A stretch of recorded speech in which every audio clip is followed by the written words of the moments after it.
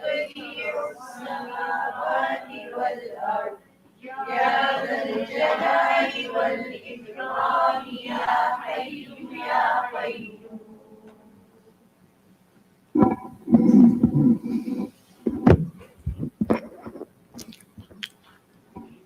السلام علیکم ورحمۃ اللہ وبرکاتہ.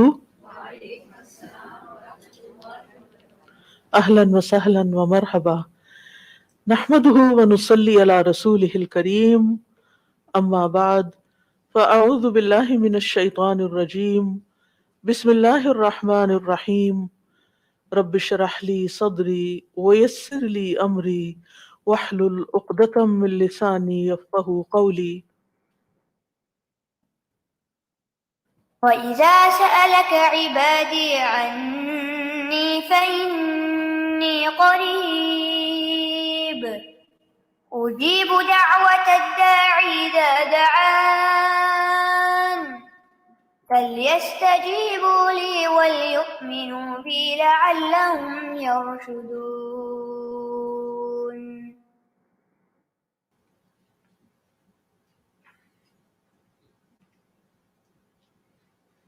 اور جب میرے بندے آپ سے میرے بارے میں سوال کریں تو کہہ دیجئے بے شک میں قریب ہوں، میں پکارنے والے کی پکار کا جواب دیتا ہوں. جب وہ مجھے پکارے تو ان کو چاہیے کہ وہ میرا حکم مانیں اور مجھ پر ایمان رکھیں تاکہ وہ ہدایت پائیں. الحمدللہ، اللہ سبحانہ تعالیٰ کے خاص کرم اور فضل کے ساتھ آج ہم اپنا پروگرام قریب مجیب اس کی ابتدا کرنے والے ہیں. اللہ سبحانہ تعالیٰ سے دعا ہے کہ ہمیں پورے اخلاص کے ساتھ اور احسان کے ساتھ اس کام کو مکمل کرنے کی توفیق دے، اور جو کچھ ہم اس میں سیکھیں اللہ تعالیٰ ہمیں اس پر عمل کرنے کی توفیق عطا فرمائے. جو دعائیں ہم مانگیں اللہ تعالیٰ ان کو قبول فرمائے. دعا افضل ترین عبادت ہے. دعا اللہ سبحانہ تعالیٰ کے قرب کا ذریعہ ہے. دعا میں انسان اللہ تعالیٰ سے جب مناجات کرتا ہے تو اپنے دل کے غم، دکھ اور تکلیف کی فریاد کر رہا ہوتا ہے، اپنی محتاجگی اور اپنی بیچارگی کا اظہار کر رہا ہوتا ہے. ساری بڑائی اللہ سبحانہ تعالیٰ کے لیے ہے، اور بندہ تو کمزور ہے، بندہ تو محتاج ہے، فقیر ہے، ضرورت مند ہے. ہم اپنی زندگی کے ہر مرحلے میں دعاؤں کے محتاج ہوتے ہیں. اللہ سبحانہ تعالیٰ سے مانگنا کبھی ختم نہیں ہوتا، ہر حال میں مسلسل جاری رہتا ہے. یہ اپنے رب کے ساتھ ایک دلی تعلق کا نام ہوتا ہے. اس لیے جب ہم یہ محسوس کرتے ہیں کہ ہمارا رب قریب ہے، ہمارا رب ہمیں جواب دیتا ہے، تو پھر ہمیں زیادہ سے زیادہ دعا کرنے کا شوق پیدا ہوتا ہے ہمارے اندر، اور ہمیں زیادہ سے زیادہ اس بات کی طلب اور تڑپ ہوتی ہے کہ ہم اپنے رب سے خوب خوب مانگیں. تو ہمارا رب ہمارے قریب ہے، ہمارا رب ہماری پکار کا جواب دیتا ہے. ارشاد باری تعالیٰ ہے،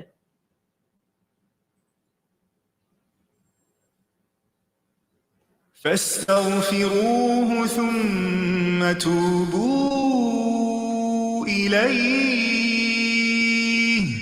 إن ربي قريب مجيب. ان ربی قریب مجیب. اس کو پورے احساس کے ساتھ، شوق کے ساتھ، محبت کے ساتھ کہیں، ان ربی قریب مجیب، پورے یقین کے ساتھ، تاکہ آپ کی دعاؤں کے اندر ایک اثر پیدا ہو جائے، دعائیں قبول ہو جائیں. دعا مانگنے کے آداب میں سے یہ ہے کہ انسان سب سے پہلے اللہ سبحانہ تعالیٰ کی حمد و ثنا بیان کرے. ابن مسعود رضی اللہ عنہ کہتے ہیں، جب کوئی آدمی اللہ سے سوال کرنے کا ارادہ کرے، یعنی دعا مانگنے کا ارادہ کرے، نیت کرے، تو پہلے وہ اللہ کی ایسی حمد و ثنا بیان کرے جو اس کے لائق ہے، پھر نبی صلی اللہ علیہ وسلم پر درود بھیجے، اس کے بعد دعا کرے. تو گویا پہلے اللہ تعالیٰ کی تعریف، پھر درود شریف، اور پھر اپنی حاجت اور اپنا سوال. بس اس طرح کرنے سے ممکن ہوگا کہ وہ کامیاب ہو جائے. یعنی اس کی دعا پوری ہو جائے۔ مسند احمد کی ایک روایت میں آتا ہے، رسول اللہ صلی اللہ علیہ وسلم نے ایک آدمی کو نماز میں دعا کرتے ہوئے سنا کہ اس نے نہ اللہ عز و جل کا ذکر کیا اور نہ ہی نبی صلی اللہ علیہ وسلم پر درود پڑھا، یعنی جو آخر میں ہم اتحیات میں پڑھتے ہیں۔ تو رسول اللہ صلی اللہ علیہ وسلم نے فرمایا اس نے جلد بازی سے کام لیا۔ پھر اسے بلایا اور اسے اور دوسروں سے فرمایا جب تم میں سے کوئی شخص نماز پڑھے تو پہلے اپنے رب کی تعریف و ثنا کرے۔ تو ہم نماز شروع کرتے ہیں اللہ اکبر کہہ کر، تو سب سے پہلے ہاتھ باندھ کر کیا کرتے ہیں؟ سبحانک اللہم و بحمدک و تبارک اسمک و تعالی جدک، اللہ تعالیٰ کی تسبیح بیان کرتے ہیں، حمد کرتے ہیں، اللہ تعالیٰ کی بڑائی بیان کرتے ہیں۔ اس کے بعد سورۃ الفاتحہ پڑھتے ہیں تو وہاں بھی اللہ تعالیٰ کی سب سے پہلے حمد و ثنا کرتے ہیں، اللہ تعالیٰ کی صفات کا ذکر کرتے ہیں، پھر اس کے بعد دعا مانگتے ہیں۔ اسی طرح جب ہم نماز کا اختتام کر رہے ہوتے ہیں تو نماز کے اختتام پر بھی ہم اللہ تعالیٰ کی تعریف کے بعد پھر ہم درود شریف پڑھتے ہیں، اور نماز کے بالکل آخری حصے میں پھر جتنی چاہیں دعائیں مانگیں، پھر دعائیں قبول بھی ہوتی ہیں۔ تو یہ نماز کے اینڈ پر، یعنی پہلے حمد و ثنا، اللہ کا ذکر، تسبیحات جیسے رکوع میں تسبیح، اور پھر رکوع سے اٹھتے ہوئے اللہ تعالیٰ کی تعریف، اور پھر مختلف یعنی ارکان ادا کرتے ہوئے بار بار اللہ اکبر کا کہنا، اور پھر اس کے بعد یہ کہ جب سارے کام پورے ہو جاتے ہیں تو پھر اللہ تعالیٰ سے مانگا جاتا ہے کہ اللہ تعالیٰ تو ہمیں عطا کر۔ تو جس نے پہلے اپنے رب کی تعریف کی، پھر نبی صلی اللہ علیہ وسلم پر درود پڑھا اور پھر اس کے بعد دعا کی تو اس کی دعا قبول ہوگی۔ جہاں تک اللہ سبحانہ تعالیٰ کی تعریف کا، حمد و ثنا کا تعلق ہے، تو اس میں ہم قرآن مجید کی طرف اگر رجوع کریں تو سب سے بہترین ثنا اور دعا اور اللہ تعالیٰ کی تعریف کا آغاز سورۃ الفاتحہ سے ہوتا ہے۔ الحمد للہ رب العالمین الرحمن الرحیم مالک یوم الدین ایاک نعبد و ایاک نستعین اہدنا الصراط المستقیم صراط الذین انعمت علیہم غیر المغضوب علیہم ولا الضالین۔ سورۃ الفاتحہ اللہ تعالیٰ کی حمد و ثنا پر مشتمل سورت ہے۔ رسول اللہ صلی اللہ علیہ وسلم نے فرمایا، اللہ تعالیٰ فرماتے ہیں، اور یہ حدیث قدسی ہے، کہ نماز یعنی سورۃ الفاتحہ میرے اور میرے بندے کے درمیان نصف نصف تقسیم کر دی گئی ہے، اور میرے بندے کے لیے وہ ہے جو وہ مانگے۔ جب بندہ الحمدللہ رب العالمین کہتا ہے تو اللہ تعالیٰ فرماتے ہیں میرے بندے نے میری حمد بیان کی۔ تو گویا سورۃ الفاتحہ میں سب سے پہلے ہم کیا کرتے ہیں؟ قرآن مجید کے آغاز میں الحمدللہ کہتے ہیں، تعریف سے بات شروع کرتے ہیں۔ پھر فرمایا اور جب وہ الرحمن الرحیم کہتا ہے تو اللہ تعالیٰ فرماتا ہے میرے بندے نے میری ثنا کی، یعنی میری تعریف بیان کی۔ اور جب وہ مالک یوم الدین کہتا ہے تو اللہ تعالیٰ فرماتے ہیں میرے بندے نے میری بزرگی بیان کی، یا فرماتا ہے کہ میرے بندے نے اپنے کام میرے سپرد کر دیے۔ اور جب وہ ایاک نعبد و ایاک نستعین کہتا ہے تو اللہ تعالیٰ فرماتا ہے یہ میرے اور میرے بندے کے درمیان ہے، اور میرے بندے کے لیے وہ ہے جو اس نے مانگا ہے، میرے بندے کے لیے وہ ہے جو اس نے مانگا ہے۔ تو گویا قرآن مجید کی پہلی سورت میں ہی ہمیں مانگنے کا ادب سکھا دیا گیا کہ مانگنے کے لیے سب سے پہلے اللہ تعالیٰ کی حمد و ثنا کرو، اللہ تعالیٰ کی تعریف بیان کرو، اور پھر ایاک نعبد یہ دعائے عبادت ہے، و ایاک نستعین دعائے مسئلہ ہے، جس میں ہم اللہ تعالیٰ سے مدد چاہتے ہیں زندگی کے تمام کاموں میں۔ اور پھر جب بندہ اہدنا الصراط المستقیم آخر تک کہتا ہے تو اللہ تعالیٰ فرماتا ہے یہ میرے بندے کے لیے ہے، اور میرے بندے کے لیے وہ ہے جو اس نے مانگا۔ اور یہاں ایک اور بات قابل غور ہے کہ مانگنے کی چیزوں میں سب سے پہلی چیز ہدایت ہے، رہنمائی ہے، دین کے معاملات میں بھی، دنیا کے معاملات میں بھی۔ ہم ہر قدم پر اللہ تعالیٰ کی رہنمائی کے محتاج ہیں، ہم بہترین گائیڈنس وہیں سے لے سکتے ہیں۔ اور جب ہم دن کی ہر نماز کی ہر رکعت کے اندر اللہ تعالیٰ سے ہدایت مانگتے ہیں اور اللہ تعالیٰ ہماری دعا قبول کر کے ہماری رہنمائی کرتے ہیں، تو آپ سوچئے کہ زندگی کا یہ سفر کتنا خوبصورت ہو سکتا ہے، اور پھر اس کا اختتام کتنا خوبصورت ہو سکتا ہے، اور پھر اس کا انجام کتنا پیارا ہو سکتا ہے۔ لہٰذا اللہ تعالیٰ سے ہم سب ہدایت مانگتے رہیں۔ اور ویسے بھی آپ دیکھیں کہ سورۃ الفاتحہ پڑھنے کے بعد جو دعا کی جاتی ہے وہ دعا قبول ہوتی ہے، یعنی یہ قبولیت دعا کی بھی علامت ہے۔ ابن عباس کہتے ہیں کہ اس دوران کہ جبریل علیہ السلام نبی صلی اللہ علیہ وسلم کے پاس بیٹھے ہوئے تھے کہ اچانک انہوں نے اوپر سے ایک آواز سنی، تو آپ نے اپنا سر اٹھایا۔ جبریل علیہ السلام نے فرمایا کہ یہ آسمان کا ایک دروازہ ہے جسے صرف آج کے دن کھولا گیا ہے، اس سے پہلے کبھی نہیں کھولا گیا تھا۔ پھر اس سے ایک فرشتہ اترا تو جبریل علیہ السلام نے فرمایا یہ فرشتہ جو زمین کی طرف اترا ہے یہ آج سے پہلے کبھی نہیں اترا۔ پھر اس فرشتے نے سلام کیا اور کہا کہ آپ کو 2 نوروں کی خوشخبری ہے جو آپ کو دیے گئے اور آپ سے پہلے کسی نبی کو نہیں دیے گئے، ایک سورۃ الفاتحہ اور دوسری سورۃ البقرہ کی آخری 2 آیات۔ جب بھی آپ ان دونوں میں سے کوئی بھی دعائیہ جملے پڑھیں گے، یعنی اہدنا الصراط المستقیم اور وہاں پر آمن الرسول کے آخر میں جو دعائیں آتی ہیں، تو آپ کو مانگی ہوئی چیز ضرور عطا کر دی جائے گی۔ تو اس لیے سورۃ الفاتحہ پڑھ کے بھی آپ دعا شروع کر سکتے ہیں، اور اسی طرح آمن الرسول جب پڑھیں اس وقت کی دعائیں بھی توجہ سے، اور اس کے ساتھ مزید دعائیں بھی، یعنی یہ دعا تو ہم مانگیں گے ہی اہدنا الصراط المستقیم۔ اور پھر آپ دیکھیے جب ہم پریشان ہوتے ہیں، ہم فکر مند ہوتے ہیں، ہم بیمار ہوتے ہیں، تو اس موقع پر بھی ہمیں رہنمائی کی ہی ضرورت ہوتی ہے کہ اب اس مسئلے کے حل کے لیے، اس بیماری کے علاج کے لیے، اس مشکل سے نکلنے کے لیے ہم کیا کریں۔ پھر اللہ تعالیٰ رستہ دکھا دیتا ہے اور ہم اس رستے کو اختیار کرتے ہیں اور اس مشکل سے باہر آ جاتے ہیں۔ تو اس لیے انسان کو ان دونوں چیزوں پر پورا اعتماد ہونا چاہیے۔ اور پھر آپ دیکھیے کہ حمد ہوتی کیا ہے؟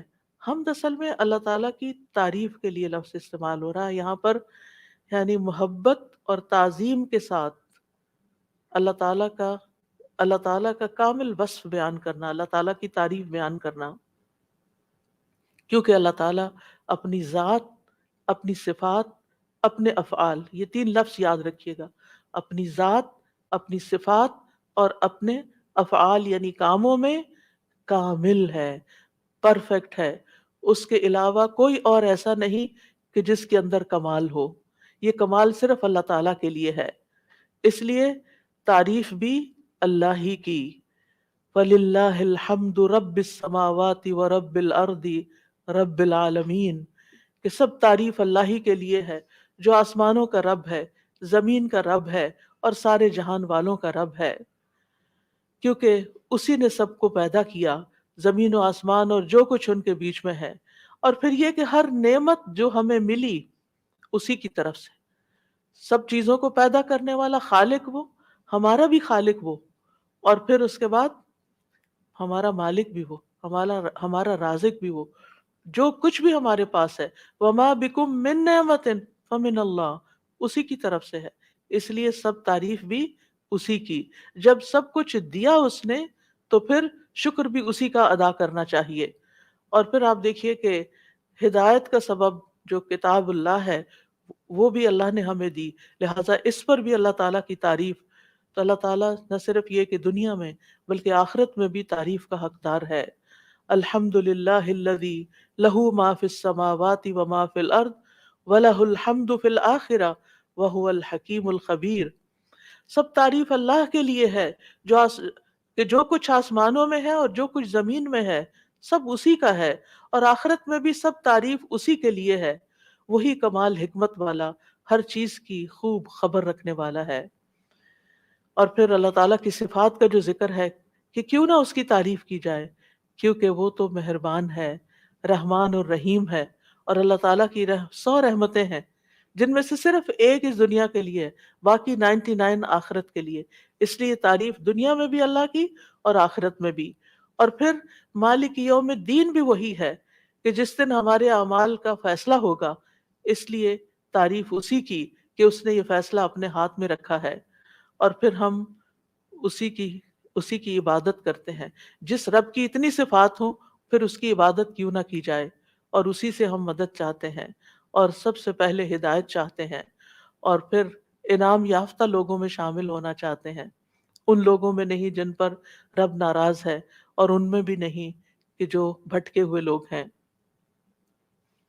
تو سورۃ الفاتحہ میں جہاں دعا کا ادب بیان ہو رہا ہے، وہاں اللہ تعالیٰ کی صفات کا بھی ذکر ہے، کیونکہ فَلِلَّهِ الْأَسْمَاءُ الْحُسْنَى فَادْعُوهُ بِهَا، سب اچھے اچھے نام اللہ کے ہیں، لہٰذا ان ناموں کے ساتھ اس کو پکارو، یعنی اس کی صفات بیان کر کے، اس کی تعریف کر کے اس کو پکارو۔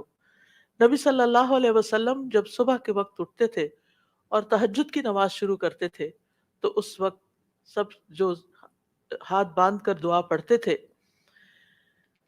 یعنی اذا قام من اللیل یتہجد قال، اس وقت کیا پڑھتے؟ اللہم لک الحمد، اللہ سب تعریف تیرے ہی لیے ہے، انت قیم السماوات والارض ومن فیہن ولک الحمد لک ملک السماوات والارض ومن فیہن ولک الحمد انت نور السماوات والارض ولک الحمد انت الحق ووعدک الحق ولقاؤک حق وقولک حق والجنت حق والنار حق والنبیون حق ومحمد صلی اللہ علیہ وسلم حق والساعۃ حق۔ اس کے بعد دعا کرتے اللہم لک اسلمت وبک آمنت وعلیک توکلت وإلیک انبت وإلیک خاصمت وإلیک حاکمت فاغفر لی ما قدمت وما اخرت وما اسررت وما اعلنت انت المقدم وانت المؤخر لا الہ الا انت۔ یہ تھا آپ کی دعا مانگنے کا انداز۔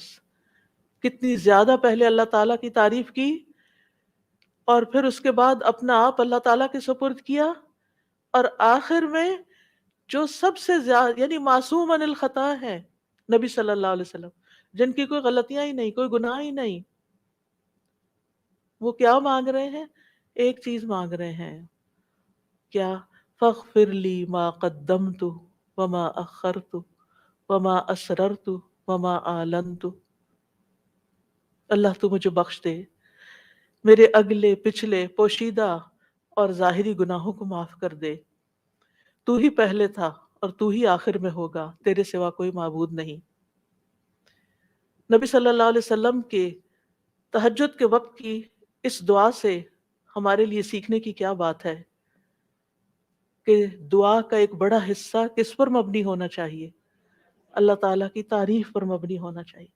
لیکن ہم نے کبھی یہ دعا کا سلیقہ سیکھا ہی نہیں، اللہ تعالیٰ کی یہ تعریف کبھی اس طرح کی ہی نہیں۔ ہمیں صرف اپنا آپ ہی یاد رہتا ہے، صرف اپنے مسائل یاد رہتے ہیں، صرف اپنی پریشانیوں کا ذکر رہتا ہے، اللہ تعالیٰ کی حمد و ثنا ہم بھولے رہتے ہیں۔ اور پھر یہ کہ اللہ سبحانہ و تعالیٰ کی حمد و ثنا کا حق ادا نہیں ہو سکتا جتنی بھی ہم کریں۔ اس لیے جو اللہ کے پیارے بندے ہوتے ہیں وہ اللہ تعالیٰ کی حمد و ثنا میں زیادہ وقت لگاتے ہیں۔ تو آج سے جو سیکھنے کی بات ہے، جو ٹیک ہوم میسج ہے، وہ یہ کہ ہم اگر چاہتے ہیں کہ اللہ تعالیٰ ہماری مشکلات آسان کریں، ہمیں بخش دیں دنیا میں بھی اور آخرت میں بھی، تو پھر اللہ کی تعریف بیان کریں، اللہ کی توحید بیان کریں، اللہ تعالیٰ کی حمد بیان کریں، اللہ تعالیٰ کی تکبیر بیان کریں، اللہ تعالیٰ کی تسبیح بیان کریں۔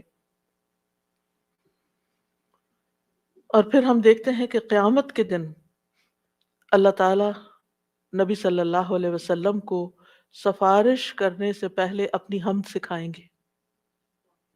یعنی ایک تو دنیا کے دعائیں ہیں نا جو دنیا میں ہم مانگتے ہیں، اور آخرت میں اس بات کی دعا کہ اللہ تعالیٰ آپ حساب کتاب قائم کر دیں، یہ بھی ایک دعا ہوگی نا، یہ سفارش ایک دعا ہے۔ لیکن اس سفارش سے پہلے کیا ہوگا؟ یعنی قیامت کے دن جب لوگ پریشان ہوں گے، انبیاء کے پاس جائیں گے، تو انبیاء ان کو آگے بھیجتے جائیں گے حتیٰ کہ لوگ محمد صلی اللہ علیہ وسلم کے پاس آئیں گے۔ تو حدیث میں آتا ہے کہ وہ کہیں گے تم سب محمد صلی اللہ علیہ وسلم کے پاس جاؤ، اللہ نے ان کے اگلے پچھلے سب گناہ معاف فرما دیے ہیں، تو وہ سب میرے پاس آئیں گے، تو میں سب کو لے کر اللہ کی بارگاہ میں حاضر ہونے کی اجازت چاہوں گا۔ اجازت ملنے پر سجدے میں گر پڑوں گا۔ عاجزی دیکھیے، ہمبلنس دیکھیے، اور جب تک اللہ چاہے گا میں سجدے میں ہی رہوں گا، یعنی جتنا اللہ پسند کرے گا اتنی دیر میں جھکا ہی رہوں گا۔ ہمارے سجدے کیسے ہوتے ہیں؟ ٹھونگے مار رہے ہوتے ہیں اوپر نیچے، بس تھوڑی سی ایکسرسائز۔ حکم ہوگا، اے محمد اپنا سر سجدے سے اٹھاؤ، مانگو دیے جاؤ گے، کہو سنا جائے گا، اور سفارش کرو تمہاری سفارش قبول کی جائے گی۔ میں اپنا سر اٹھاؤں گا اور اللہ کی وہ حمد کروں گا جو مجھے اس کی طرف سے سکھائی جائے گی، یعنی اس دن سکھائی جائے گی، اور وہ حمد وہیں ملے گی، اور ان الفاظ سے حمد کریں گے۔ یعنی وہ حمد آج ہمیں نہیں پتا، آپ کو بھی نہیں پتا، اس وقت آپ کو سکھائی جائے گی، یعنی وہ ایسی حمد ہوگی جو اس سے پہلے کبھی نہیں ہوگی۔ اور پھر اللہ تعالیٰ کی حمد کے بعد آپ دعا کریں گے، اور پھر حساب کتاب شروع ہو جائے گا۔ کیسا ہے وہ دن جس سے ہم غافل رہتے ہیں، جس کو ہم بھولے رہتے ہیں۔ اگر اس دن کی فکر لگ جائے تو دنیا کی ساری پریشانیاں ختم ہو جائیں، سارے دکھ دور ہو جائیں، سارے مسئلے ہی ختم ہو جائیں، کوئی مسئلہ ہی نہ رہے۔ اس لیے ہم سب کو اپنی زندگی کا اس رمضان میں جو سیکھنے کی بات ہے وہ یہ کہ دعائیں تو ہم کریں گے، لیکن اس سے زیادہ ہم اللہ تعالیٰ کی حمد و ثنا بیان کریں گے۔ اللہ تعالیٰ کی حمد و ثنا کے دو حصے ہیں، ایک تسبیح ہے اور ایک تحمید ہے۔ اللہ سبحانہ و تعالیٰ نے اپنی تسبیح اور تحمید دونوں کا حکم دیا ہے۔ سورۃ الحجر میں آتا ہے فَسَبِّحْ بِحَمْدِ رَبِّكَ، یعنی حمد کے ساتھ اور کیا کرو؟ تسبیح کرو۔ وَقُم مِّنَ السَّاجِدِينَ، اور سجدہ کرنے والوں میں سے ہو جائیں۔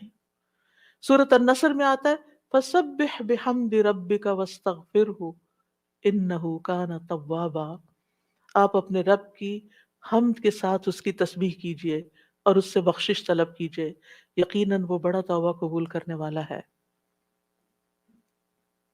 سورۃ الواقعہ میں آتا ہے فَسَبِّحْ بِاسْمِ رَبِّكَ الْعَظِيمِ، سورۃ الاعلیٰ میں آتا ہے سَبِّحِ اسْمَ رَبِّكَ الْأَعْلَىٰ، یعنی باقاعدہ تسبیح کا حکم دیا گیا ہے۔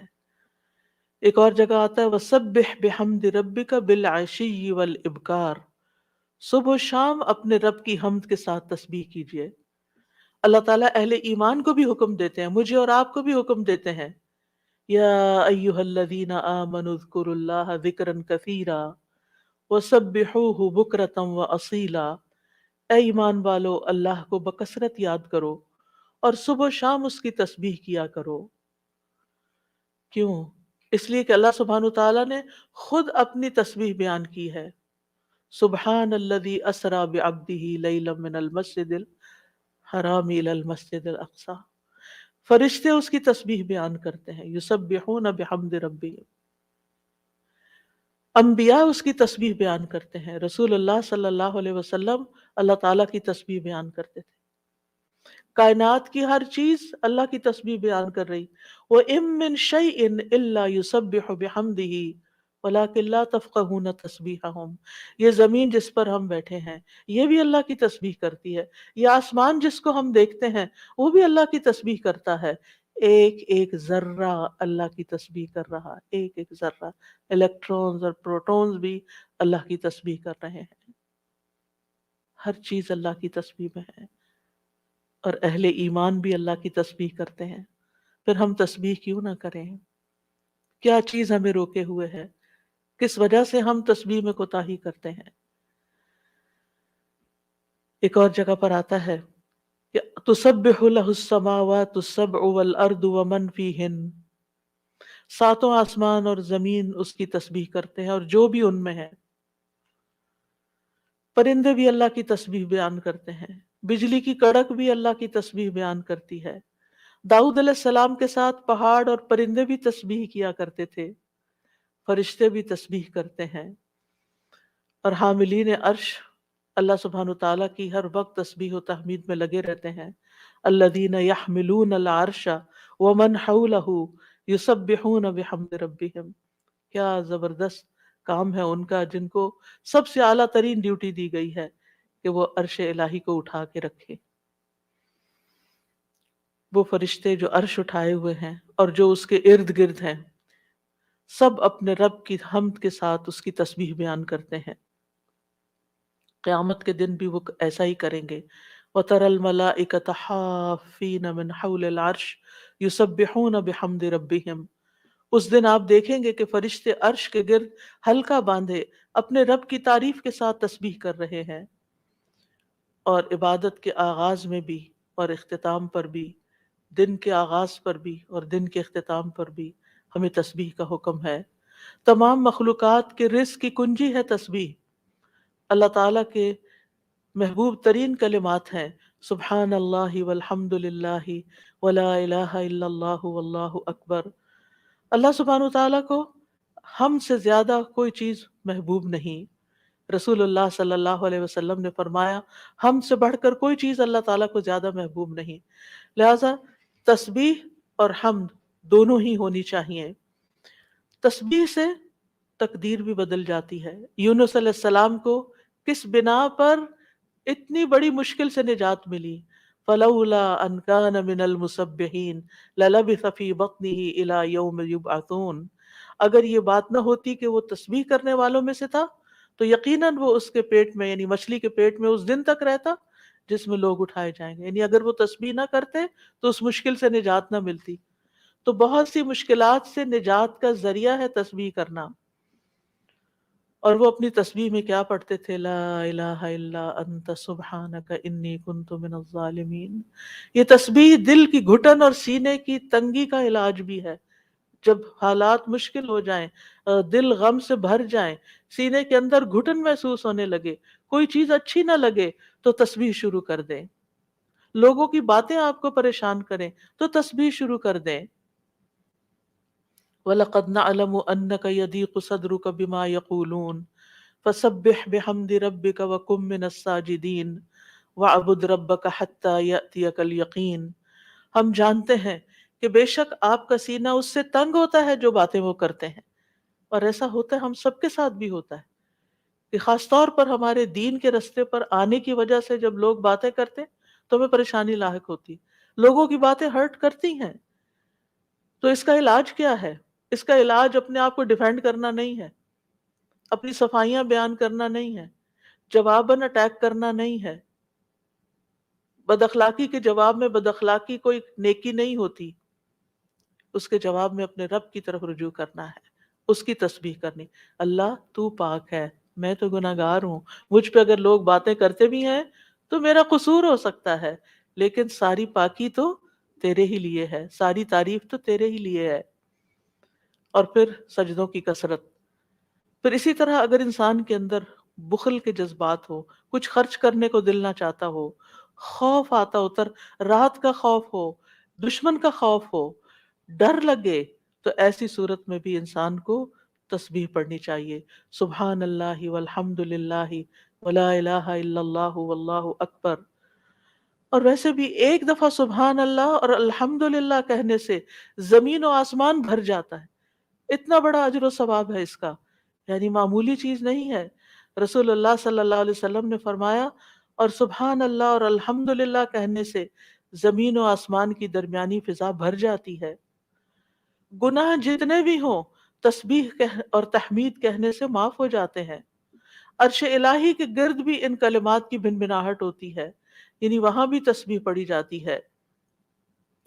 تسبیح پڑھنے والوں کے چہروں پر رونق آ جاتی ہے، حمد سے خیر و برکات نصیب ہوتی ہیں.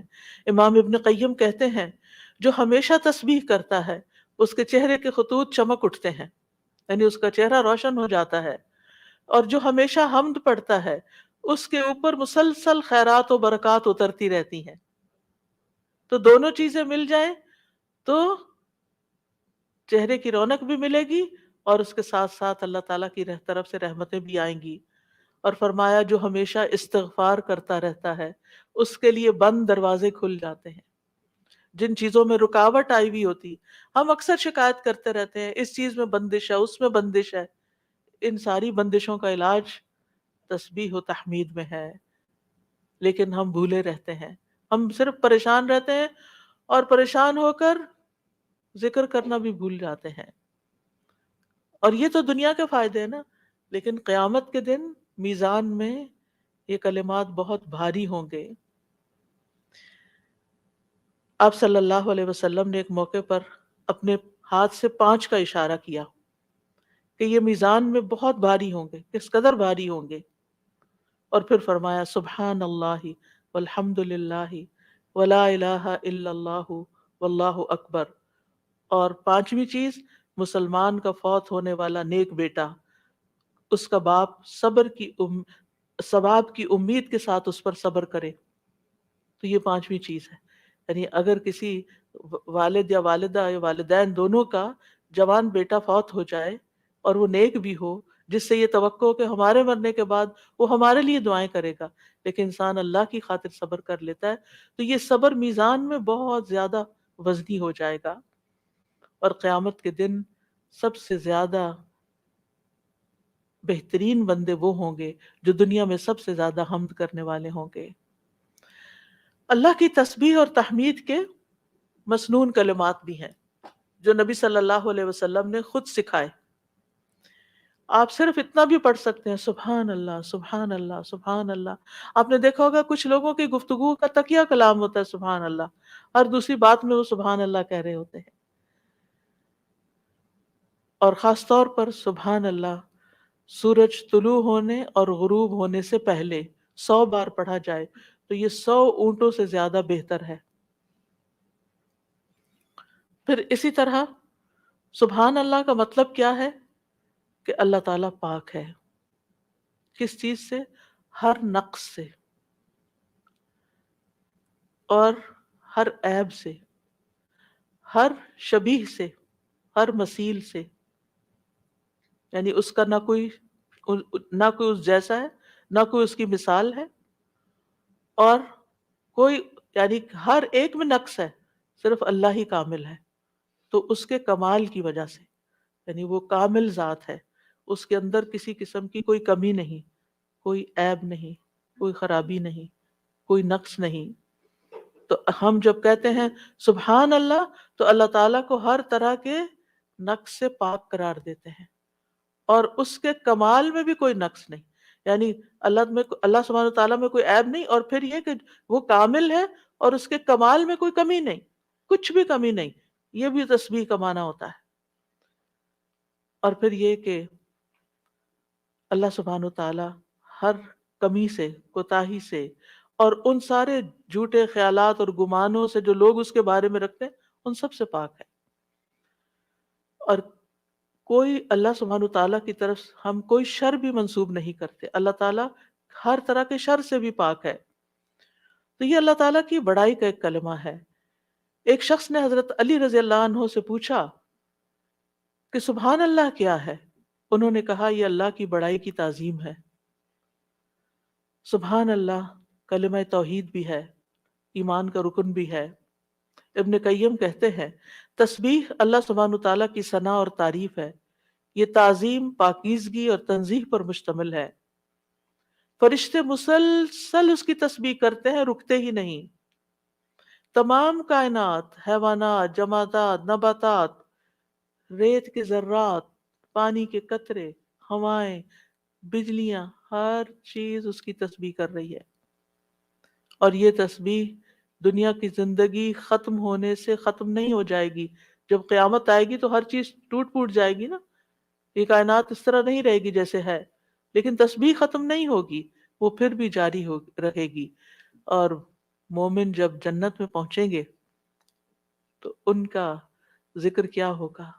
تسبیح ہی ہوگی، اللہ تعالیٰ کی حمد و ثنا ہی ہوگی.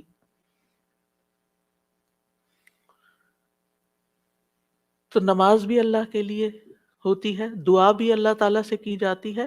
اسی طرح تسبیح بھی صرف اللہ کی ہوتی ہے. آپ کسی انسان کی تسبیح نہیں کر سکتے. وہ کہتے ہیں نا تم کس کی تسبیح پڑھ رہے ہو، کسی کی بھی نہیں پڑھنی چاہیے. کیونکہ کوئی پاک ہے ہی نہیں، ہم سب خطا کار ہیں، ہم سب سے غلطیاں ہوتی ہیں. تو اس لیے یہ بھی صرف اور صرف خالصتاً اللہ کے لیے. اور کلمہ سبحان جو ہے یہ اللہ کے سوا کسی کے لیے نہیں بولا جا سکتا. یہ نام بھی نہیں رکھنا چاہیے بچوں کا. اگر کوئی بھول کے رکھ چکا ہے تو اس کو تھوڑا سا آلٹر کر لے، سبحان رکھ لیں. ٹھیک ہے، سبحان نام نہیں رکھتے. یہ نام میں نے سنا تھا کہیں کسی نے رکھا ہوا تھا. تو سبحان جو ہے یہ یعنی ہر عیب سے پاک یہ کیسے ہو سکتا ہے کوئی؟ صرف یہ تو اللہ تعالیٰ ہی کی صفت ہے. تو اس لیے اللہ تعالیٰ ہی پاک ہے اور اس کے سوا کسی کی پاکی بیان نہیں کی جا سکتی کہ وہ بالکل پاک انسان ہے، پیور ہے. نہیں، سب کے اندر کوئی نہ کوئی کمی بیشی ہوتی ہے. تسبیح کے دوسرے مسنون الفاظ ہیں سبحان اللہ و بحمدہ. اس میں سبحان اللہ کے ساتھ حمد کا بھی ذکر کر دیا گیا. رسول اللہ صلی اللہ علیہ وسلم سے پوچھا گیا کون سا کلام افضل ہے؟ آپ نے فرمایا جو اللہ نے اپنے فرشتوں اور بندوں کے لیے چنا ہے، یعنی سبحان اللہ و بحمدہ. تو بات میں پھر شروع سے جا کے ملاؤں گی کہ یہ خالی تسبیح پہ کوئی لیکچر میں نہیں دے رہی. یہ دعا مانگنے سے پہلے آپ نے جو کلمات ادا کرنے ہیں، جو اذکار کرنے ہیں، جو تسبیحات پڑھنی ہیں، یہ ان کی وضاحت ہو رہی ہے کہ یہ بہترین دعائیں ہیں ایک طرح سے. یعنی اگر آپ صرف اللہ تعالیٰ کی تعریف بیان کرتے رہیں اور کچھ بھی نہ کہیں تو آپ کو وہ ساری خیر مل جائے گی جو آپ چاہتے ہیں اور اس سے بھی زیادہ. دعا مانگنے میں ہم عام طور پر صرف ایک چیز کو دعا سمجھتے ہیں اور وہ یہ ہے کہ اللہ سے کسی چیز کا سوال کرنا. وہ صرف 1% ہے. اللہ تعالیٰ سے دعا کے مختلف طریقے ہیں اور اسی میں سے ایک اس کی حمد و ثنا بیان کرنا، بلکہ کچھ مانگنے سے پہلے تو لازمی طور پر اس کی حمد و ثنا کرنا. تو سبحان اللہ کہنا جو ہے یہ توحید کی انتہا ہے کہ اللہ تعالیٰ کو ان عیوب سے پاک قرار دینا جو اس کے شان کے لائق نہیں. اور پھر یہ کہ کوئی بھی چیز جو اللہ تعالیٰ کی عظمت کے خلاف ہے، کوئی بات، کوئی کام، کوئی اشارہ، کوئی چیز، ان سب کو بھی نگیٹ کرنا. اب اس میں آپ دیکھیں کہ ہم ایک طرف سبحان اللہ کہتے ہیں کہ اللہ تعالیٰ ہر عیب سے پاک ہے، دوسری طرف کہتے ہیں وہ بحمدہ اور اس کی تعریف بیان کرتا ہوں. یعنی ایک میں ہم نگیٹ کرتے ہیں ہر برائی کو، اس سے ہر عیب کو، اور دوسرے میں ہم اس کی صفات بیان کرتے ہیں، اس کی تعریف کرتے ہیں. تو تعریف مکمل ہی تب ہوتی ہے جب آپ تسبیح بھی کریں اور حمد بھی کریں. تو سبحان اللہ کو الحمدللہ کے ساتھ ملا کر پڑھنے کی فضیلت زیادہ ہے. یعنی ویسے تو آپ صرف تسبیح سبحان اللہ سبحان اللہ سبحان اللہ بھی کہہ سکتے ہیں، لیکن یہ آدھی بات ہے. لیکن جب آپ کہتے ہیں سبحان اللہ و بحمدہ، تو ابن تیمیہ کہتے ہیں کہ تسبیح تحمید کا ساتھی ہے، یہ ساتھ ہی آنی چاہیے، یعنی تعریف بھی ساتھ ہونی چاہیے. تیسرا ورژن ہے سبحان اللہ و بحمدہ سبحان اللہ العظیم. پاک ہے اللہ اپنی حمد کے ساتھ، پاک ہے اللہ جو بہت عظمت والا ہے. رسول اللہ صلی اللہ علیہ وسلم نے فرمایا 2 کلمے ایسے ہیں جو زبان پر ہلکے ہیں، میزان میں بہت بھاری ہیں اور رحمان کو بہت محبوب ہیں، اور وہ ہیں سبحان اللہ و بحمدہ سبحان اللہ العظیم. اور اس میں بھی ہم دیکھتے ہیں کہ اللہ تعالیٰ کی پاکی بھی بیان ہو رہی ہے، تعریف بھی ہو رہی ہے، اور اس کی عظمت کا بھی بیان ہے.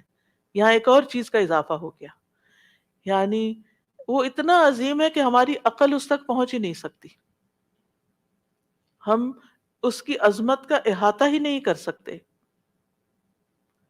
ابن جریر کہتے ہیں العظیم سے مراد وہ ہستی ہے جس کی مخلوق تعظیم بجا لاتی ہے، اس سے ہیبت رکھتی ہے، اس سے ڈرتی ہے.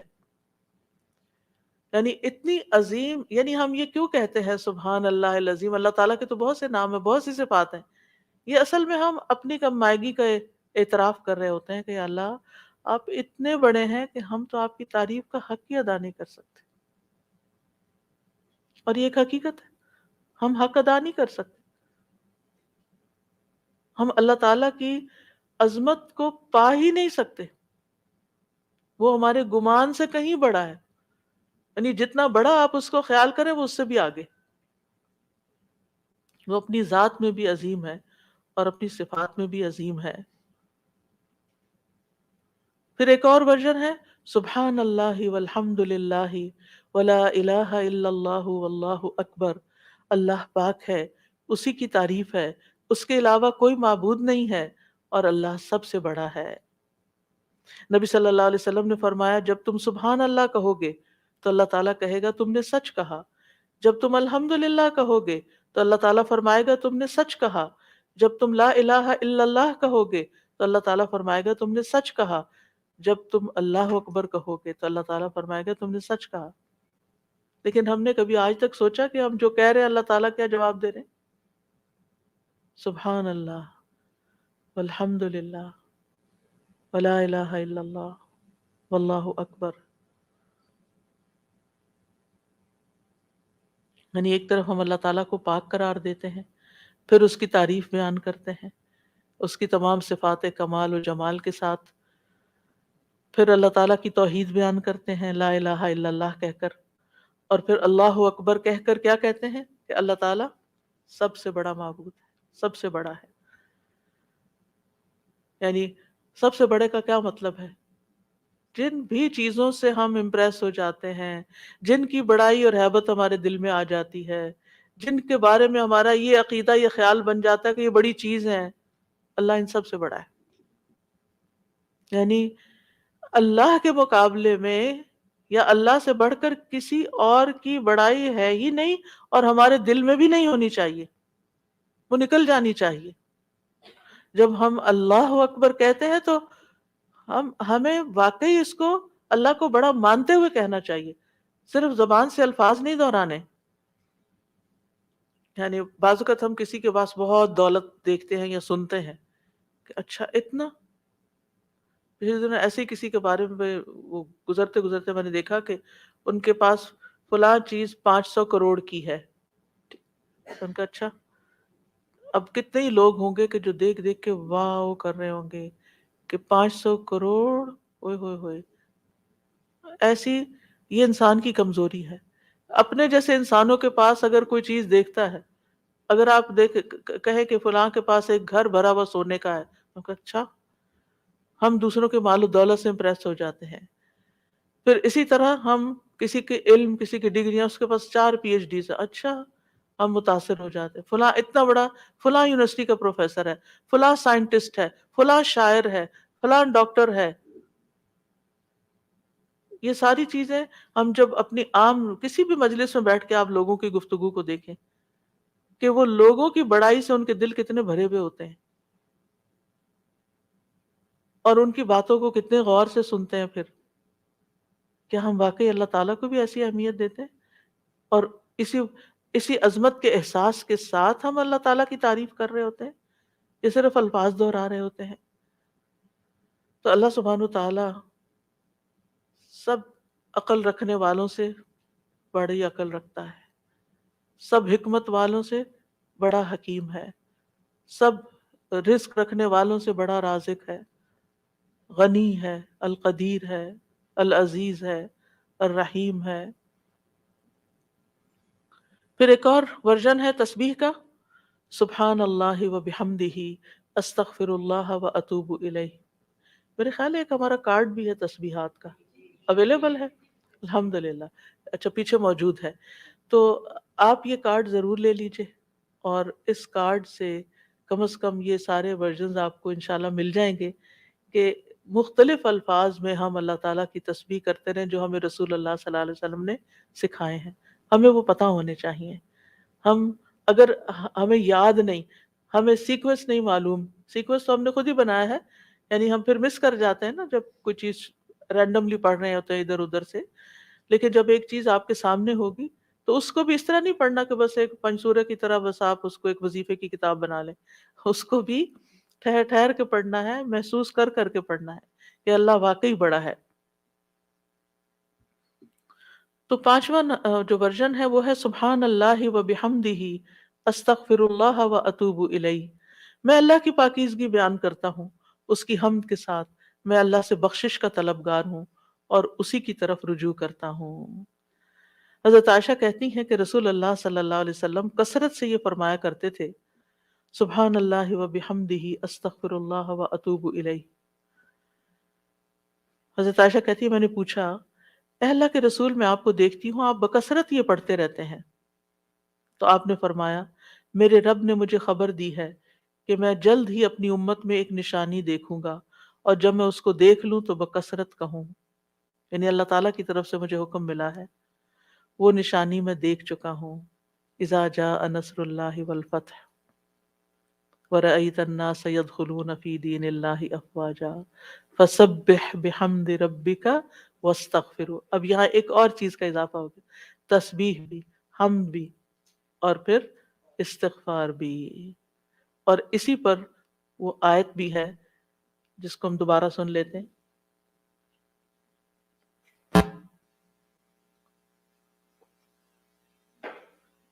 وَإِذَا سَأَلَكَ عِبَادِي عَنِّي فَإِنِّي قَرِيبٌ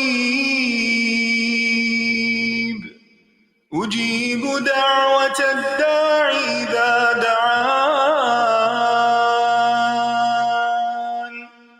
فَلْيَسْتَجِيبُوا لِي وَلْيُؤْمِنُوا بِي لَعَلَّهُمْ يَرْشُدُونَ فاستغفروه ثم توبوا إليه إن ربي قريب مجيب۔ فاستغفروه ثم توبوا الیہ ان ربی قریب مجیب۔ تو اللہ تعالیٰ کی حمد و ثنا کے ساتھ ہمیں استغفار بھی کرنا چاہیے، ساری مشکلات انشاءاللہ آسان ہو جائیں گی۔ چھٹی تسبیح، سبحان اللہ و بحمدہ عدد خلقہ ورضا نفسہ وزنۃ عرشہ ومداد کلماتہ۔ پاکیزگی ہے اللہ کی اس کی تعریفوں کے ساتھ، اس قدر جتنی کہ اس کی مخلوق ہے، اتنی کہ وہ اس سے راضی ہو جائے، اور اس کے عرش کے وزن کے برابر، اور اس قدر جتنی کہ اس کے کلمات کی روشنائی ہے۔ رسول اللہ صلی اللہ علیہ وسلم حضرت جویریہ کے پاس سے نکلتے ہیں صبح کی نماز ادا کرنے کے لیے۔ وہ اپنی جائے نماز پر بیٹھی ہوئی تھیں، پھر دن چڑھے واپس انہی کے پاس تشریف لاتے ہیں، وہ وہیں بیٹھی ہوئی تھیں۔ آپ نے فرمایا جس وقت میں تمہارے پاس سے گیا ہوں تم اسی طرح بیٹھی ہو؟ انہوں نے عرض کیا جی ہاں۔ نبی صلی اللہ علیہ وسلم نے فرمایا میں نے تمہارے بعد ایسے 4 کلمات 3 بار کہے ہیں کہ اگر تمہارے آج کے کہے ہوئے کلمات کو ان کے ساتھ وزن کیا جائے تو ان کلمات کا وزن زیادہ ہوگا، اور وہ ہیں سبحان اللہ و بحمدہ عدد خلقہ ورضا نفسہ وزنۃ عرشہ ومداد کلماتہ۔ اللہ سبحانہ وتعالیٰ کی حمد و ثنا، سبحان اللہ و بحمدہ، تسبیح حمد کے ساتھ، کتنی دفعہ؟ عدد خلقہ، اس کی مخلوقات کی تعداد کے برابر، یعنی جتنی بھی اللہ کی مخلوقات ہیں آپ جانتے ہیں کتنی؟ گن سکتے ہیں؟ گن ہی نہیں سکتے۔ اگر ہم صرف اپنی انگلی کا ایک پور لگائیں مٹی کے اوپر اور اس کے ساتھ جتنے ذرات آئیں ہم وہ بھی نہیں گن سکتے، ہم وہ بھی نہیں گن سکتے۔ اور ہر ذرے کے اندر، ہر ایٹم کے اندر پھر الیکٹران، پروٹون وغیرہ جو کچھ ہے اس کو گننا چاہیں تو گن ہی نہیں سکتے، ہم نہیں گن سکتے۔ وَمَا يَعْلَمُ جُنُودَ رَبِّكَ إِلَّا هُوَ، صرف وہی جانتا ہے تعداد مخلوقات کی، یہ ستارے، یہ سیارے، یہ گیلیکسیز، یہ زمین، یہ آسمان، یہ سمندر، یہ پہاڑ، ہم تو صرف اس پوری کائنات میں ایک ڈاٹ کے اوپر بیٹھے ہوئے ہیں، اور اس زمین کے اندر جو کچھ ہم اس کو بھی نہیں گن سکتے، کہاں یہ کہ باقی کتنی مخلوقات ہیں۔ تو اس کا یہ مطلب نہیں کہ میں ایک دفعہ سبحان اللہ کہتا ہوں تو اتنی دفعہ ہو جاتا ہے میرا، یہ نہیں ہے اس کا مطلب. اس کا مطلب یہ ہے کہ اللہ سبحانہ تعالیٰ کی اتنی زیادہ تعریف ہے، وہ اتنی تعریف کے لائق ہے، یعنی وہ اتنی تعریف ڈیزرو کرتا ہے جتنی مخلوقات کی تعداد ہے. اور آپ کو معلوم ہے وَإِن مِّن شَيْءٍ إِلَّا يُسَبِّحُ بِحَمْدِهِ، کوئی چیز ایسی نہیں جو اس کی تسبیح نہ کر رہی ہو. تو سبحان اللہ و بحمدہ عدد خلقہ، یعنی ان ساری مخلوقات کے ساتھ میں بھی شریک ہو رہا ہوں جو اللہ کی تسبیح میں لگی ہوئی. ایک ایک ذرہ اللہ کی تسبیح کر رہا ہے. تو اس کے لیے تو نہ کوئی کاؤنٹ ہے نہ نمبر ہے، گن ہی نہیں سکتے.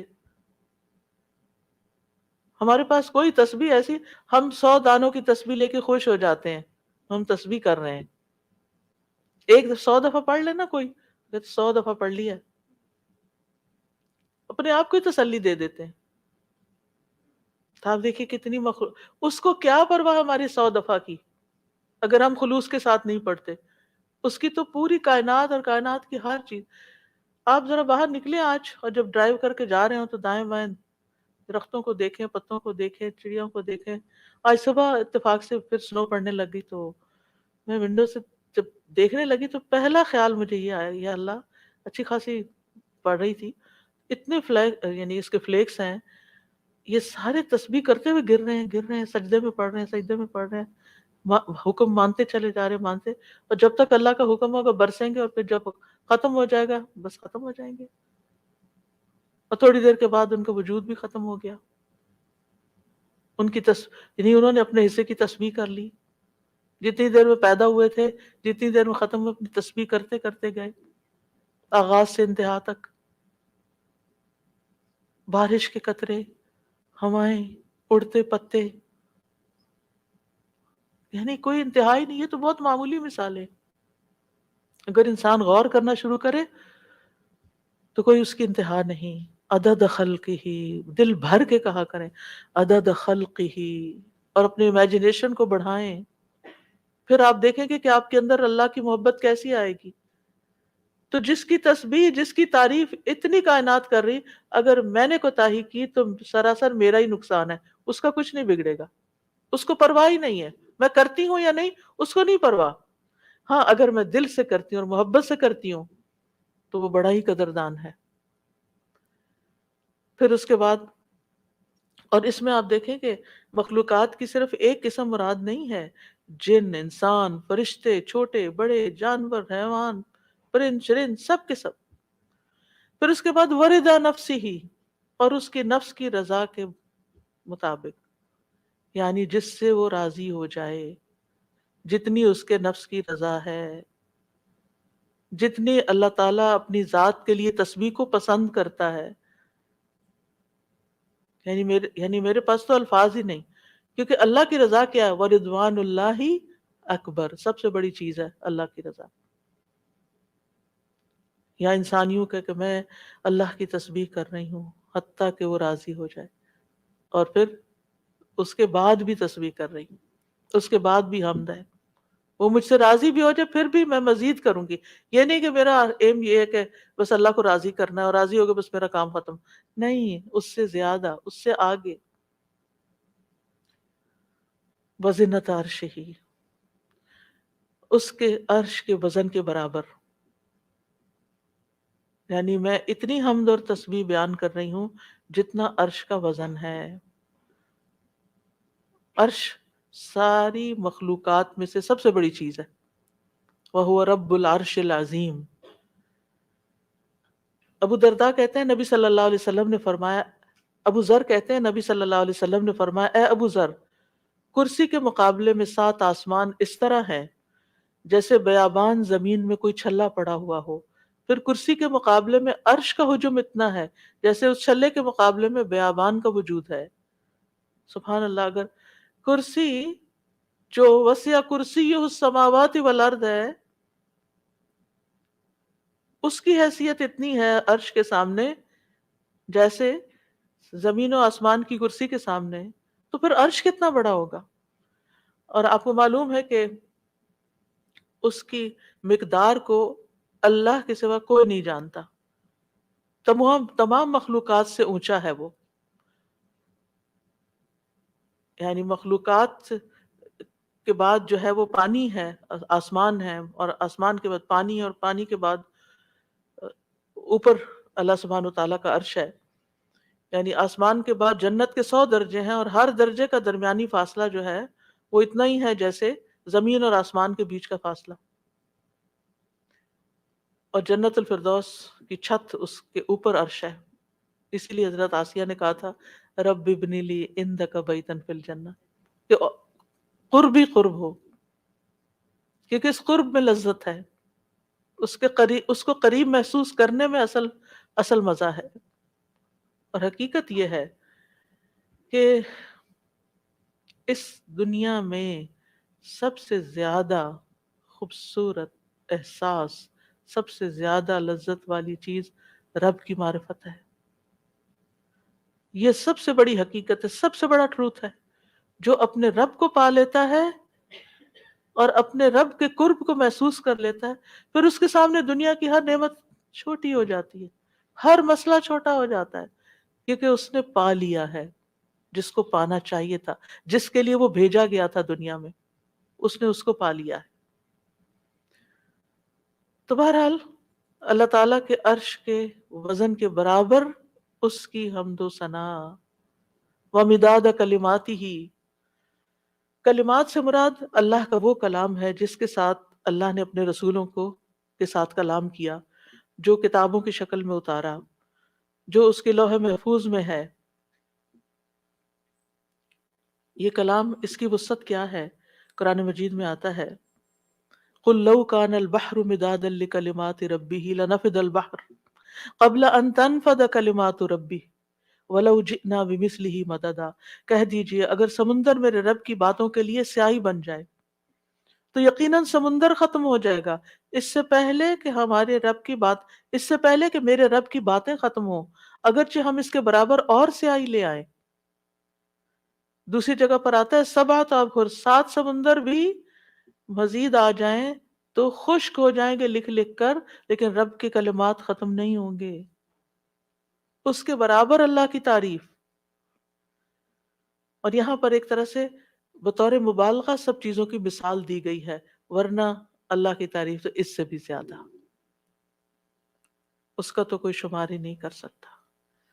پھر ہم اپنی ساری زندگی میں کتنی تسبیح کر رہے ہیں، کیا کر لیا ہم نے؟ کچھ بہت بڑا مارکا مان لے. پھر کس بات کا غرور، کس بات کا تکبر کہ ہم کیا چیز ہیں، ہم کتنے نیک ہیں. یہ تو خیال آنا بھی نہیں چاہیے. حاملین عرش، جو فرشتے عرش اٹھائے ہوئے ہیں، وہ اللہ تعالیٰ کی تسبیح بیان کرتے ہیں اور کہتے ہیں ما عبدنا کا حق کا عبادتک، ہم نے آپ کی عبادت کا حق ہی ادا نہیں کیا. وہ اللہ کی عظمت کو جانتے ہیں نا، اس لیے کہتے ہیں کہ ہم نے عبادت کا حق ادا نہیں کیا. ہم اللہ تعالیٰ کی عظمت کو نہیں جانتے، ہم اللہ کی معرفت نہیں رکھتے، لہٰذا ہم بڑی تسلی میں ہیں کہ ہم نے تو عبادت کر لی، ہم تو ساری نیکیاں کر لیں، یہ بھی کر لیے، یہ بھی کر لیے، یہ بھی خانے پورے کر لیے. 7ویں حمد اللہ اکبر کبیرہ والحمد للہ کثیرہ وسبحان اللہ بکرۃ واصیلا. بہت ہی خوبصورت کلمات ہیں. اللہ سب سے بڑا ہے، بہت بڑا، اور تمام تعریف اللہ کے لیے ہے بہت زیادہ، اور تسبیح اللہ ہی کے لیے ہے صبح اور شام. ابن عمر کہتے ہیں ہم رسول اللہ صلی اللہ علیہ وسلم کے ساتھ نماز پڑھ رہے تھے کہ لوگوں میں سے ایک آدمی نے کہا اللہ اکبر کبیرہ والحمد للہ کثیرہ وسبحان اللہ بکرۃ واصیلا. تو رسول اللہ صلی اللہ علیہ وسلم نے فرمایا یہ اس طرح کے کلمات کہنے والا کون ہے؟ تو لوگوں کی جماعت میں سے ایک آدمی نے عرض کیا اللہ کے رسول میں ہوں. آپ نے فرمایا کہ مجھے تعجب ہوا کہ اس کے لیے آسمان کے دروازے کھول دیے گئے. یعنی ان کلمات کے لیے جو اس محبت اور شوق سے اس نے پڑھے. ابن عمر کہتے ہیں میں نے ان کلمات کو پھر کبھی بھی نہیں چھوڑا. افسوس کہ ہمیں زندگی میں بڑی دیر سے پتہ چلا ہے، اور جو ہم نے دعائیں رٹی ہوئی ہیں نا ان کو ہم آٹو پہ لگا کے شروع کر دیتے ہیں اور بھول جاتے ہیں کہ ہم بھی اللہ اکبر کہہ کے سب سے پہلے ہاتھ باندھ کر اللہ کی تکبیر بیان کریں. لیکن انشاءاللہ اگر کوشش جاری رہی تو عادت بھی ہو جائے گی. وہ کہتے ہیں جب سے میں نے رسول اللہ صلی اللہ علیہ وسلم سے یہ بات سنی کہ اس کے لیے آسمان کے دروازے کھول دیے گئے، میں نے اس کو چھوڑا ہی نہیں، اور ہم نے کبھی اس کو پڑھا ہی نہیں. علم ہونے اور نہ ہونے میں بہت بڑا فرق ہے۔ ہم دو چار باتیں جان لیتے ہیں تو ہم سمجھتے ہیں ہم نے سب کچھ سیکھ لیا، اور کیا سیکھنا ہے، اس کی ضرورت محسوس نہیں کرتے۔ تو بہرحال اس میں اللہ تعالیٰ کی بہت زیادہ بڑائی کا اظہار ہے، اس کی تعظیم ہے، اس کی بہت زیادہ تعریف ہے، اور اس کی تسبیح ہے صبح و شام۔ اور ساتویں تسبیح سبحانک اللہم و بحمدک و تبارک اسمک و تعالی جدک و لا الہ غیرک۔ اے اللہ تو پاک ہے اپنی تعریف کے ساتھ، تیرا نام بڑی برکت والا ہے، تیری بزرگی بلند و برتر ہے، تیرے علاوہ کوئی الہ نہیں۔ رسول اللہ صلی اللہ علیہ وسلم نے فرمایا بے شک اللہ کو سب سے زیادہ محبوب کلام یہ ہے کہ بندہ یوں کہے سبحانک اللہم و بحمدک و تبارک اسمک و تعالی جدک و لا الہ غیرک۔ اور اس میں اللہ تعالیٰ کے نام کی خیر و برکت کا ذکر بھی ہے، تبارک اسم ربک، تبارک اسمک۔ پھر آٹھویں تسبیح سبحان اللہ لا شریک لہ، لہ الملک و لہ الحمد وہو علی کل شیء قدیر، لا حول ولا قوۃ الا باللہ، سبحان اللہ و بحمدہ۔ ابو ذر کہتے ہیں آپ صلی اللہ علیہ وسلم نے فرمایا اللہ کے نزدیک محبوب ترین کلام یہ ہے۔ نویں تسبیح اللہم لک الحمد کلہ و الیک یرجع الامر کلہ، اے اللہ تیرے ہی لیے سب تعریف ہے اور تیری ہی طرف سب کام لوٹتے ہیں۔ ایک اعرابی نے کہا کہ مجھے کوئی دعا سکھا دے جس سے مجھے فائدہ پہنچے، تو آپ نے اس کو یہ دعا سکھا دی اللہم لک الحمد کلہ، ساری ہی تعریف تیرے لیے، وَإِلَيْكَ يَرْجُ الْأَمْرُ كُلُّ، سارے معاملات تیرے ہی حضور پیش ہوتے ہیں۔ یعنی تعریف کا حقدار بھی تو ہی ہے، اور اس کے بعد یہ کہ ہمارے اعمال ہوں یا کام ہوں یا جو بھی معاملات ہوں سب کے سب تیرے ہی پاس جا رہے ہیں۔ دسویں تعریف اللہم ربنا لک الحمد ملء السماوات وملء الارض وملء ما شئت من شیء بعد، اے اللہ اے ہمارے رب تیرے ہی لیے ہر قسم کی تعریف ہے جس سے کہ آسمان بھر جائیں، زمین بھر جائے اور ہر وہ چیز بھر جائے جسے تو چاہے کہ وہ بھر جائے۔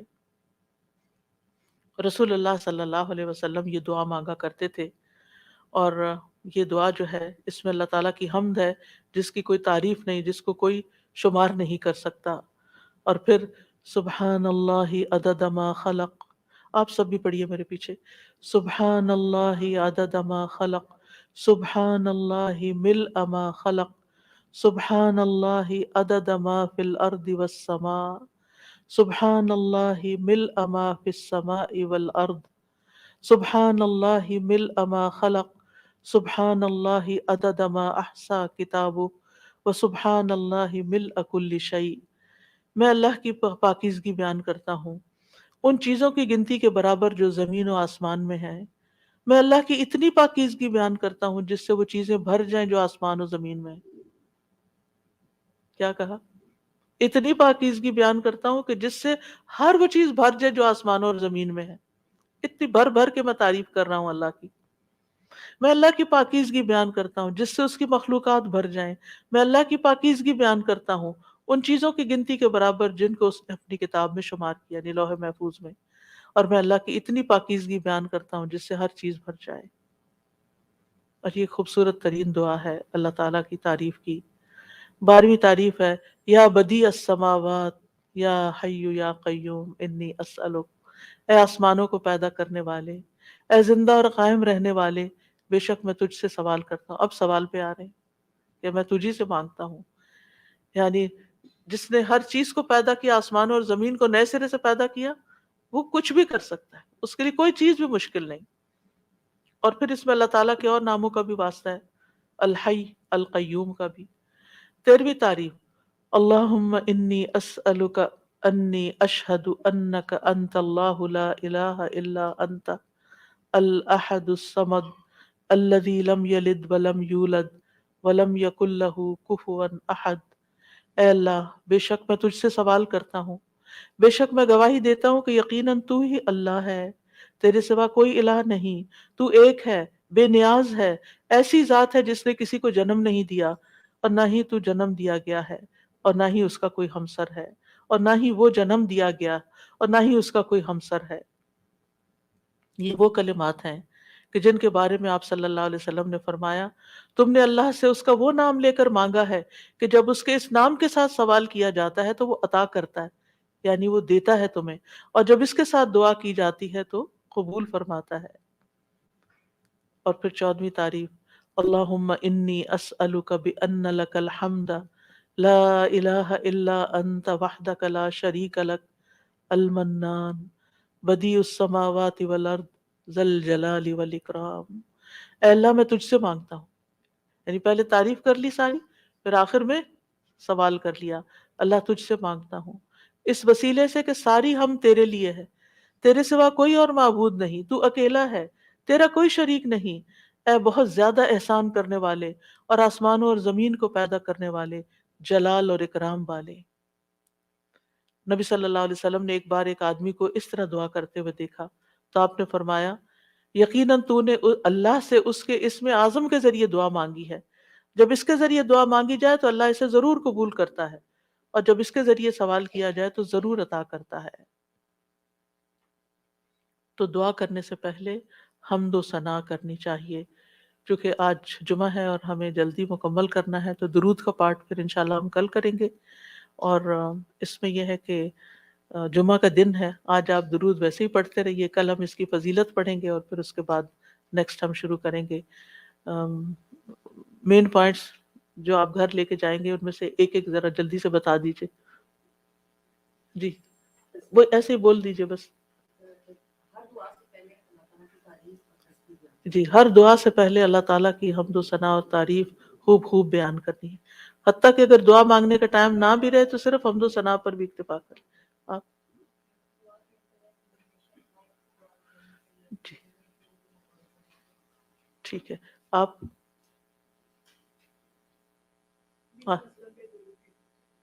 جی جی آپ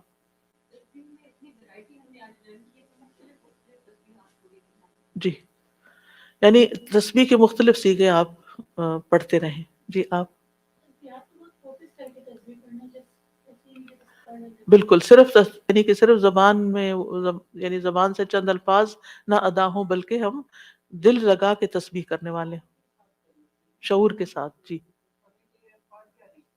شازی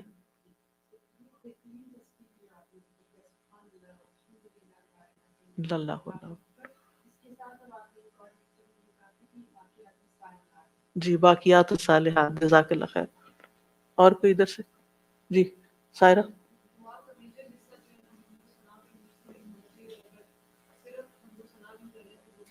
انشاءاللہ۔ اور کوئی کچھ؟ جی سمینہ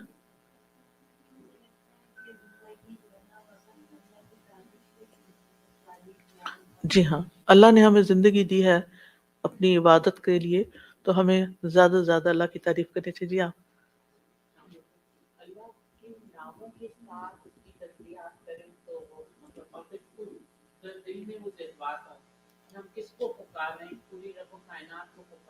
بالکل